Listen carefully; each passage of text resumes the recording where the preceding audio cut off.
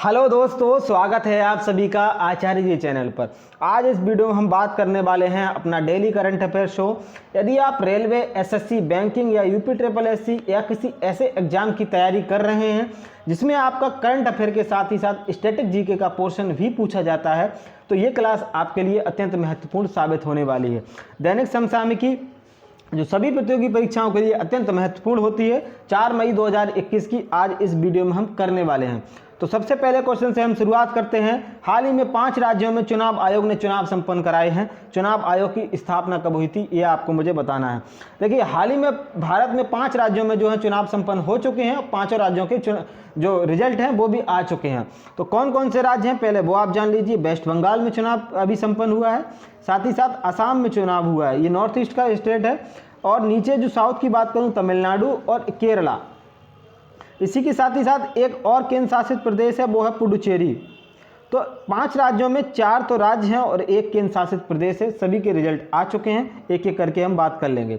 सबसे पहले मैं बता दूं आपको, इलेक्शन कमीशन ऑफ इंडिया के बारे में बात करते हैं। भारत में निर्वाचन आयोग जो है, इसका भारतीय संविधान में उल्लेख जो है भाग 15 में जो है इसका उल्लेख है, और अनुच्छेद 324 से लेकर के 329 तक इसका उल्लेख आता है। और पहले पहले निर्वाचन आयुक्त की बात करूं तो पहले जो निर्वाचन आयुक्त थे वो हमारे थे सुकुमार सेन जी। साथ ही साथ अभी जो निर्वाचन आयुक्त हैं, मुख्य निर्वाचन आयुक्त जो हैं हमारे 24वें नंबर के हैं सुशील चंद्र जी।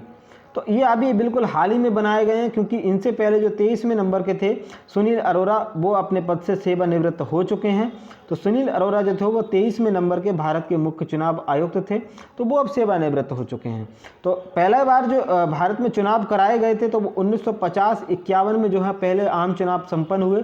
देखिए, चुनाव आयोग जो होता है आम चुनाव को संपन्न कराता है। जैसे भारत में लोकसभा का चुनाव होता है, उसको यही संपन्न कराता है एमपी वाला। राज्यसभा में चुनाव होता है, वो भी चुनाव आयोग की ही जिम्मेदारी होती है।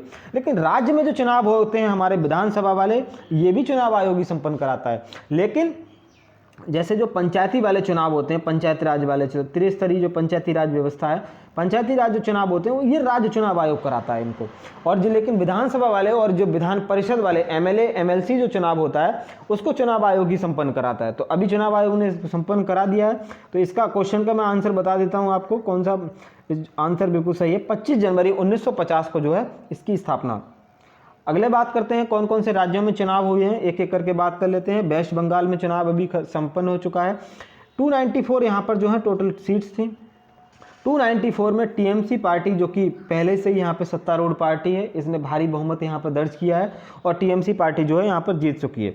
इसी के साथ साथ भाजपा जो पार्टी है ये यहाँ पर नहीं जीत पाई है, हार गई है। तो ममता बनर्जी जो है यहाँ पर टीएमसी पार्टी की अध्यक्ष हैं। तो ममता बनर्जी लेकिन अपनी सीट जो है नंदीग्राम से अपनी सीट हार गई हैं। तो जो शुभेंदु अधिकारी हैं उन्होंने इनको हरा दिया है। तो ममता बनर्जी अब किस तरीके से सीएम बन पाएंगी, ये देखने वाली बात होगी। अगला जो है हमारा अगला राज्य है असम। असम में भी अभी चुनाव संपन्न हुए हैं। तो असम में जो है भाजपा जो है भाजपा जीत चुकी है। असम में जो है 126 टोटल सीट्स थी विधानसभा की, असम में यहाँ पे भाजपा जीत चुकी है। इसी के साथ ही साथ जो नीचे के स्टेट हैं उनके बारे में बात कर लेता हूँ जिनमें चुनाव हुआ है। तमिलनाडु में हुआ है, केरल में हुआ है और पुडुचेरी में हुआ है। तो तमिलनाडु में जो है टोटल विधानसभा की सीट्स 234 सीट्स हैं। तो यहाँ पर जो है जो डीएमके पार्टी है इसने जो है यहाँ पर जीत हासिल की है। इसी के साथ साथ केरल की अगर बात करूँ तो केरल में 140 सीट्स हैं और यहाँ पर जो एलडीएफ पार्टी है इसने यहाँ पर जीत हासिल की है। साथ ही साथ पुडुचेरी की अगर विधानसभा की बात करूँ तो 30 यहाँ पर सीट्स हैं और जो एनडीए का गठबंधन है भाजपा का, ये इसने यहाँ पर जीत हासिल कर ली है। साथ ही बात करते हैं नेक्स्ट क्वेश्चन की। भारत के विदेश मंत्री G7 की विदेश मंत्रियों की बैठक में शिरकत करेंगे। G7 की 2021 की 47वीं बैठक कहां आयोजित होगी, ये आपको मुझे बताना है। मैं आपको बता दूं G7 की जो 47वीं बैठक है वो यूनाइटेड किंगडम में आयोजित होने वाली है। तो G7 के बारे में बात, ये विदेश मंत्रियों की बैठक होगी। इसमें जो है विदेश मंत्री शिरकत करने वाले हैं। हमारे भारत के जो विदेश मंत्री हैं वो सुब्रमण्यम जयशंकर जो हैं भारत के विदेश मंत्री हैं, वो इसमें जाएंगे। 4 दिवसीय इनकी यात्रा होने वाली है, तो वो इसमें शिरकत करेंगे। इसी के साथ ही साथ G7 की एक और बैठक हुई थी अभी हाल ही में जो हुई थी, वो हुई थी इनकी जो आईटी मिनिस्टर है रविशंकर प्रसाद, वो कानून जो मंत्री हैं डिजिटल एंड टेक्नोलॉजी बेस्ड जो मंत्री स्तरीय बैठक हुई थी उसमें रविशंकर प्रसाद ने उसका प्रतिनिधित्व किया था। साथ ही बात कर लेते हैं G7 की G7 देखिए, जब इसकी स्थापना हुई थी तो G7 की स्थापना हुई थी G8 के रूप में, तो 1997 में इसकी स्थापना होती है। तो साथ ही साथ 2014 में रूस जाता है, तो रूस इसको छोड़ देता है, तो G7 ये बाद में ग्रुप रह गया था। तो G7 के सदस्यों की संख्या की बात करूं तो वो आप जान लीजिए, आपको सिंपल ट्रिक याद रखनी है, गर्लफ्रेंड को आप जूस पिला दीजिए, आपको याद रहेगा ये। जी से हो जाता है आपका जर्मनी, एफ से हो जाएगा आपका फ्रांस, साथ ही साथ जूस की अगर मैं बात करूं, गर्लफ्रेंड को जूस पिलाना है आपको, जापान, यूएसए, इटली, कनाडा और इसी के साथ साथ इंग्लैंड। तो ये 7 जो देश हैं वो इसके सदस्य हैं G7 के। तो यूके में इसकी बैठक आयोजित होने वाली है 47वें नंबर की। यूके आप देख सकते हैं, इसमें 4 देश आते हैं, स्कॉटलैंड, इंग्लैंड, वेल्स और नॉर्दर्न आयरलैंड। तो यूके जो है, यूनाइटेड किंगडम जो है, 4 देशों का एक ग्रुप है, यूनाइटेड किंगडम इसको कहा जाता है। यूके के बारे में बात करूं, 47वीं बैठक तो जो है इसकी आयोजित होने वाली है। इसी के साथ ही साथ जो COP26 होगा, जो जलवायु परिवर्तन पर जो सम्मेलन होता है COP26, वो भी ग्लासगो यूके में ही होने वाला है, यूके में ही आयोजित होगा। और इसमें भी जो है प्रधानमंत्री मोदी जी को अतिथि के तौर पर जो है इनवाइट किया गया है G7 की मीटिंग में, क्योंकि भारत इसका सदस्य नहीं है और 7 जो देश इसके सदस्य हैं, भारत को इसमें अतिथि के तौर पर इनवाइट किया गया है। यूके की बात करें, लंदन यहाँ की राजधानी है, बोरिस जॉनसन यहाँ के प्रधानमंत्री हैं। अगला संगठन बात करते हैं हम G20 की। तो G20 की जो हाल ही में अब बैठक हुई है, 2020 की जो आपातकालीन बैठक हुई है, वो सऊदी अरब में जो है इसकी आपातकालीन बैठक हुई है। इसी के साथ ही साथ 2021 में बैठक कहाँ होने वाली है, वो इटली में बैठक होगी। बात कर लेता हूँ 2022 की जो बैठक होगी, वो आप जान लीजिए इंडोनेशिया में G20 की बैठक होने वाली है। लेकिन इसमें जो याद रखने वाली चीज़ है वो 2023 है। 2023 में जो बैठक होगी वो भारत में आयोजित होगी। G20 जो है, G20 का ध्यान रखिएगा, हेडक्वार्टर इसका कहीं पर भी नहीं है, ये सिर्फ चर्चा करने वाला मंच है। यहाँ पर विभिन्न देशों के राष्ट्राध्यक्ष जाते हैं, चर्चा करते हैं, वापस आ जाते हैं, इसके बाद कुछ नहीं होता है। अगला क्वेश्चन बात करेंगे, विश्व स्वास्थ्य संगठन ने मॉडर्ना जो कोविड-19 का टीका है, इसके आपातकाल उपयोग को स्वीकृति दे दी है। WHO का मुख्यालय कहाँ स्थित है? WHO का मुख्यालय तो जिनेवा स्विट्जरलैंड में स्थित है। मॉडर्ना यूएस ने जो है, यूएस की ये वैक्सीन है, WHO ने इसको स्वीकृति दे दी है। इसी के साथ साथ बात करेंगे बेल्जियम, ब्रुसेल्स जो आपको दिखाई दे रहा होगा, ये जो यूरोपियन यूनियन है, इसका हेडक्वार्टर बेल्जियम ब्रुसेल्स में स्थित है। डावोस की अगर मैं बात करूं तो डावोस में जो है वर्ल्ड इकोनॉमिक फोरम जो है, इसकी शीतकालीन जो बैठक है डावोस में ही होती है। स्पेन मैड्रिड के बारे में अगर मैं बात करूं तो जो वर्ल्ड फूड प्रोग्राम है, इसकी जो है, इसका हेडक्वार्टर जो है मैड्रिड स्पेन में ही स्थित है। और इसी के साथ ही साथ जो FAO है, हमारा फूड एंड एग्रीकल्चर ऑर्गेनाइजेशन जो है, उसका हेडक्वार्टर भी स्पेन के मैड्रिड में ही स्थित है। इसके अलावा बात करेंगे हम आपके लिए, देखिए जिनेवा स्विट्जरलैंड में तो ये WHO का हेडक्वार्टर हो गया। तो ये देखिए मॉडर्ना जो वैक्सीन है, इसको स्वीकृति दे दी गई है, US की वैक्सीन है। इसी के साथ ही साथ WHO के बारे में बताऊं आपको, 7 अप्रैल 1948 को WHO की स्थापना हुई थी। और 7 अप्रैल को ही क्या होता है, विश्व स्वास्थ्य दिवस मनाया जाता है।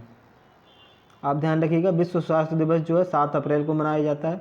और जो WHO है, इसके जो हेड हैं वो टेड्रोस एडनॉम जो हैं, वो WHO के हेड हैं।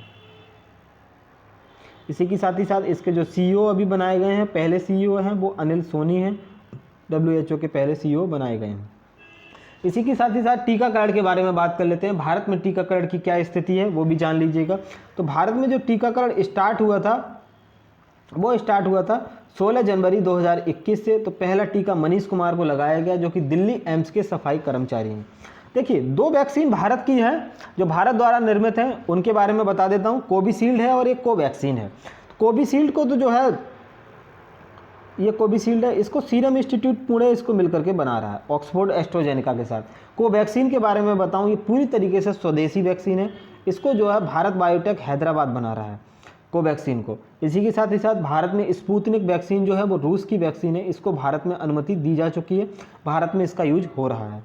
अगला बात करता हूँ टीका उत्सव के भारत में मनाया गया 11 से लेकर के 14 अप्रैल तक। याद रखिएगा, किसी भी एग्जाम में पूछा जा सकता है, क्योंकि 11 अप्रैल को जो होता है महात्मा ज्योतिबा फुले की जयंती होती है, ये रहे।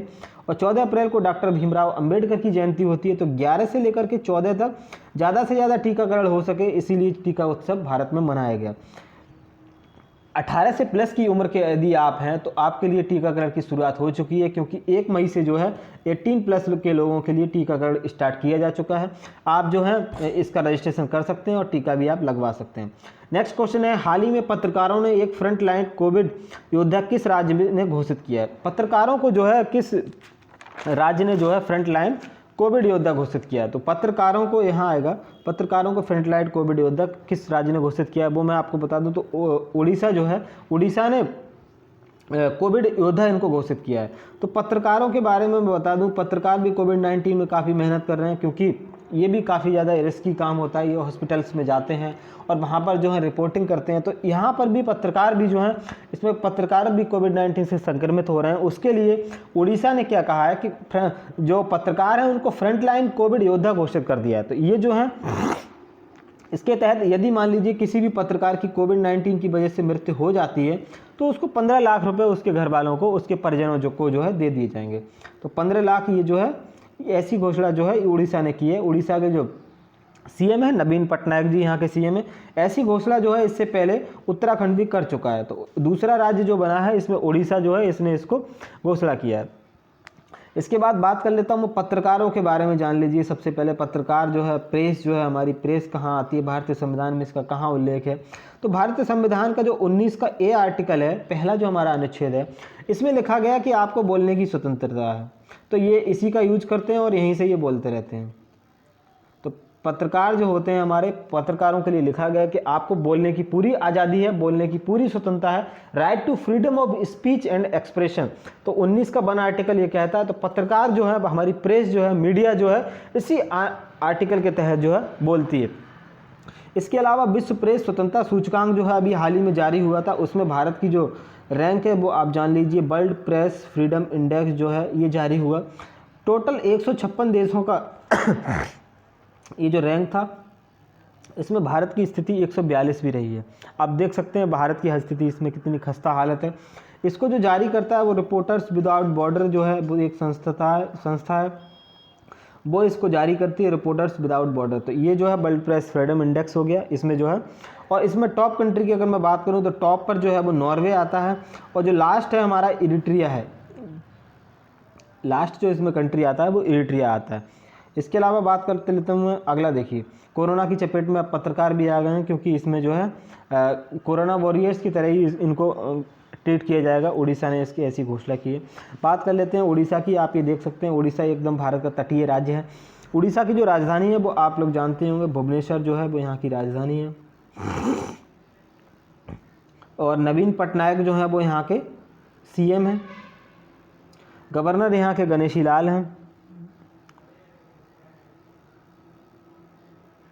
गणेशी लाल यहाँ के गवर्नर है। इसी के साथ साथ इसकी स्थापना जो है 1 अप्रैल 1936 को हुई थी। तो 1 अप्रैल को जो है उत्कल दिवस भी मनाया जाता है।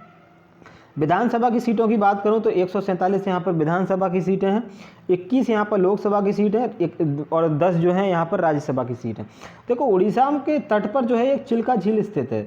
चिल्का झील जो है भारत ही नहीं बल्कि एशिया की सबसे बड़ी खारे पानी की झील है, और इसको जो है रामसर साइट में जो है इसको शामिल किया जा चुका है। भारत की पहली रामसर साइट जो थी वो चिल्का झील ही थी, क्योंकि जो रामसर कन्वेंशन हुआ था 2 फरवरी 1971 को, इसके तहत होता ये है कि जो है रामसर साइट्स को घोषित किया जाता है। तो चिल्का झील भारत की पहली रामसर साइट है, जो कि लैगून झील है और उड़ीसा में ये स्थित है। इसके साथ ही साथ बता दूँ यहाँ पर जो नेशनल पार्क हैं वो भी जान लीजिए आप। 2 नेशनल पार्क हैं, एक तो है भीतरकनिका और दूसरा है सिमलीपाल। तो सिमलीपाल अभी हाल ही में खबरों में रहा, क्योंकि सिमलीपाल जो टाइगर रिजर्व है यहाँ पर जो है आग लग गई थी काफ़ी ज़्यादा। इसी के साथ ही साथ जो उड़ीसा है, उड़ीसा में हमारा एक स्टील प्लांट भी स्थित है, उसका नाम है राउरकेला। राउरकेला जो है स्टील प्लांट स्थित है। तो इसको जो है राउरकेला जो है जर्मनी की सहायता से लगाया गया था भारत में। अगला क्वेश्चन है, हाल ही में सिखों के गुरु तेग बहादुर जी का 400वां पर्व मनाया गया। ये कौन से नंबर के गुरु थे, आपको मुझे ये बताना है। मैं आपको बता दूं इनका जो अभी हाल ही में 400वां पर्व मनाया गया, प्रधानमंत्री मोदी जी भी इसमें गए थे।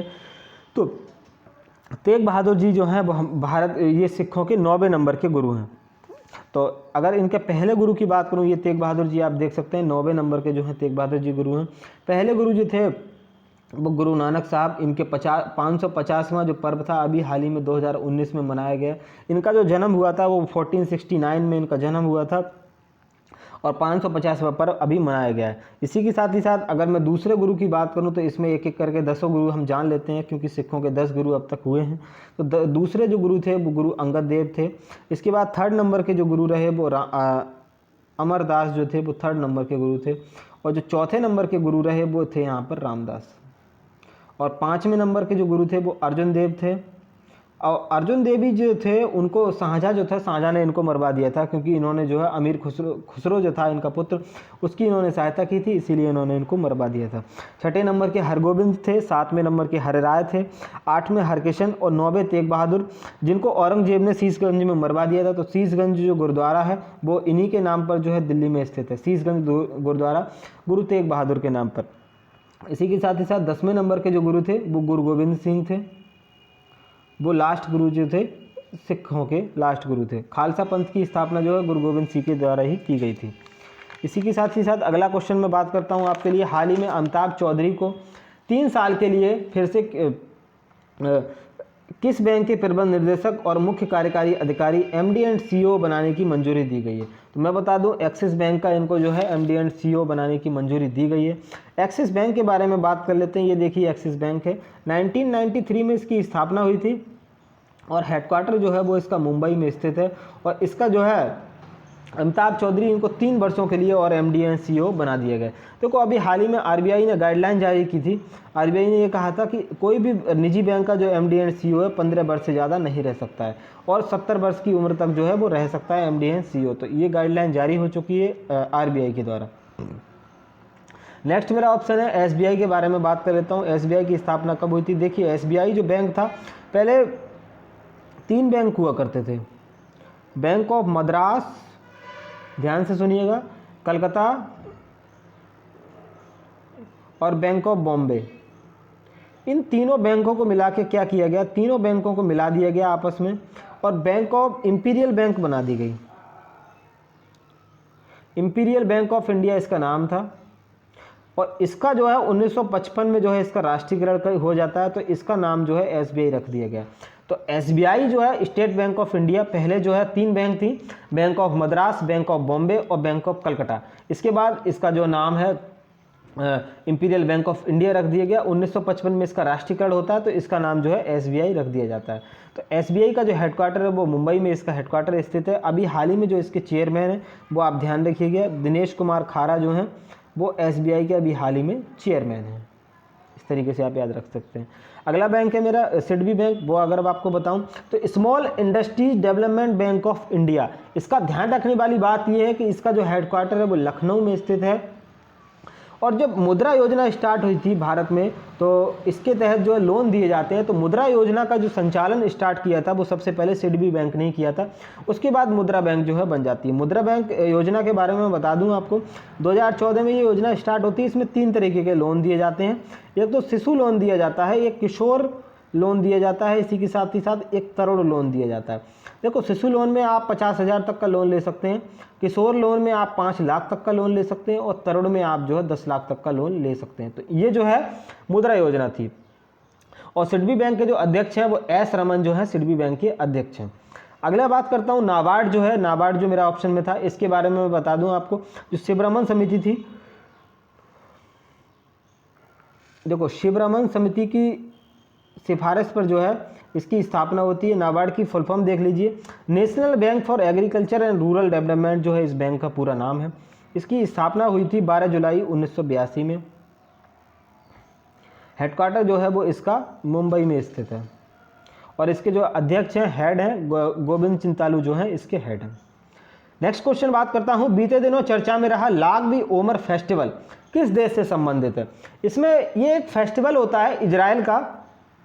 ये आप देखिए इस तरीके का फेस्टिवल होता है। देखिए इजराइल जो है यहूदियों का एकमात्र देश है, तो इनका जो हिब्रू कैलेंडर होता है इसकी 18 तारीख को एक धार्मिक महोत्सव मनाया जाता है। तो जो रब्बी सिमान इनके एक संत हैं यहाँ के, इनके सम्मान में जो है ये मनाया जाता है। तो ये फेस्टिवल जो है, तो यहाँ पर क्या हुआ, भगदड़ मच गई। जब यहाँ पर भगदड़ मची तो यहाँ पर जो है काफ़ी लोग मारे गए। तो ये जो है इसलिए ये जो चर्चा में रहा है। तो जो लाग बी ओमर फेस्टिवल है वो इजराइल से संबंधित, आप इसको ध्यान रखिएगा। ये इजराइल एकमात्र यहूदियों का विश्व में देश है, तो यहूदियों का जो पूजा स्थल है उसको सिनेगॉग कहा जाता है। तो ये देखिए इजराइल, आप देख सकते हैं इजराइल जो है काफ़ी ज़बरदस्त कंट्री है, क्योंकि ये जो है चारों तरफ अपने दुश्मनों से ही घिरा हुआ है। इसके चारों तरफ जो भी देश हैं, ये इजिप्ट है, जॉर्डन है, सीरिया, ये सब जो है इसके दुश्मन ही है। तो ये लेकिन ज़बरदस्त इतना देश है। इजराइल की जो राजधानी है वो जेरूसलम यहाँ की राजधानी है, और जो यहाँ के पीएम है वो बेंजामिन नेतन्याहू है। भारत के साथ इजराइल के काफ़ी अच्छे संबंध हैं। नेक्स्ट क्वेश्चन बात करता हूँ, हाल ही में उत्तरी अटलांटिक संधि जो है नाटो ने किस देश में डिफेंडर यूरोप 21 संयुक्त सैन्य अभ्यास शुरू किया है? देखो नाटो जो है नॉर्थ अटलांटिक ट्रीटी ऑर्गेनाइजेशन है। ये बना क्यों था, ये अगर मैं बता दूं आपको, तो यूएसएसआर के खिलाफ जो है, जो यूएसएसआर था पहले, जो संयुक्त जो रूस था पूरा का पूरा, तो इसके खिलाफ जो है सैन्य गठबंधन बनाने के लिए इसकी स्थापना की गई थी। तो अल्बानिया में जो है डिफेंडर यूरोप 21 जो है अभ्यास शुरू किया गया है। ये आप देखिए, ये देख सकते हैं जो नॉर्थ अटलांटिक है, अटलांटिक जो ओशियन है उसका नॉर्थ में ही तो यूरोप स्थित है। तो नॉर्थ अटलांटिक ट्रीटी ऑर्गेनाइजेशन ये बनाया गया था यूएसएसआर के खिलाफ, जो सोवियत संघ रूस है उसके खिलाफ बनाया गया था। तो इसमें जो है अगर नाटो का मतलब ये है कि नाटो का सदस्य जो भी है, अगर इसके सदस्य पर कोई भी हमला कर देता है तो वो पूरे सदस्यों पर जो है हमला माना जाएगा। तो इसीलिए जो है नाटो का तो जो डिफेंडर 21 एक्सरसाइज है वो अल्बानिया में हुई है। नाटो के अगर देश सदस्यों की बात करूँ तो 30 जो है इसमें सदस्य देश हैं। इसी के साथ ही साथ ये आप देख सकते हैं, ये देखिए डिफेंडर 21 जो है एक्सरसाइज अल्बानिया में हुई है, बेल्जियम ब्रुसेल्स में इसका हेडक्वार्टर है। नेक्स्ट क्वेश्चन है, हाल ही में किसने वैश्विक वन लक्ष्य report global forest goals report 2021 जारी की है? ये आपको मुझे बताना। देखो होता ये है कि ये जो है यूनाइटेड नेशन ऑर्गेनाइजेशन के द्वारा इसको जारी किया गया है, लेकिन इसके बारे में बता दूं आपको, ये जो ग्लोबल फॉरेस्ट गोल्स रिपोर्ट है ये 2021 यूनाइटेड नेशन ऑर्गेनाइजेशन को जारी किया है। तो इसमें ये कहा गया कि विश्व की 25% जो जनसंख्या है वो वनों पर ही निर्भर है, लेकिन वनों की संख्या जो है दिन पर दिन जो है घटती जा रही है। इसके लिए जो है ये रिपोर्ट इसने जारी की है। तो यूनाइटेड नेशन के बारे में बात करेंगे, इसकी जो स्थापना हुई थी वो 24 अक्टूबर 1945 को इसकी स्थापना हुई थी, और इसका जो हेडक्वार्टर है वो न्यूयॉर्क सिटी में जो है इसका हेडक्वार्टर स्थित है। और इसकी जो स्थापना हुई थी तब जो यूएसए के राष्ट्रपति थे रूजवेल्ट, उनके द्वारा जो है इसका नामकरण किया गया। और इसके अभी जो हाल ही में महासचिव हैं उनके बारे में मैं बता दूं आपको, तो महासचिव जो हैं वो एंटोनियो गुटरेस जो हैं वो यहाँ इसके महासचिव हैं।